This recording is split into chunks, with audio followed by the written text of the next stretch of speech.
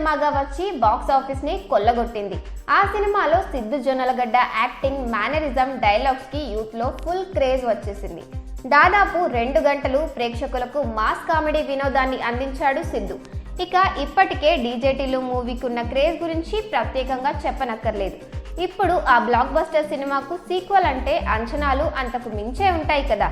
ఇక డీజేటీలు sequel టెల్లు square మార్చి 29న release అయింది. విడుదలకు ముందే టీజర్, ట్రైలర్, పోస్టర్స్తో ఈ సినిమా మరింత హైప్ పెంచుకుంది. దీంతో అటు అడ్వాన్స్ బుకింగ్ జరగడంతో తొలి రోజే అదిరే ఓపెనింగ్స్ వచ్చాయి. ఫస్ట్ డే ఈ మూవీ అంచనాలకు మించి వసూలు రాబట్టింది. వరల్డ్ వైడ్ గా 23.7 కోట్ల వసూలు రాబట్టి రికార్డ్స్ బ్రేక్ చేసింది. దీంతో ఈ మూవీ 100 కోట్ల కలెక్షన్స్ రాబట్టడమే టార్గెట్ అంటూ టెల్లు స్క్వేర్ సక్సెస్ మీట్ లో నిర్మాత నాగవంశీ కామెంట్స్ చేశారు. ఇక నిన్న శనివారం వీకెండ్ కావడంతో 2వ రోజు కూడా ఈ సినిమాకు మంచి వసూళ్లు వచ్చాయి.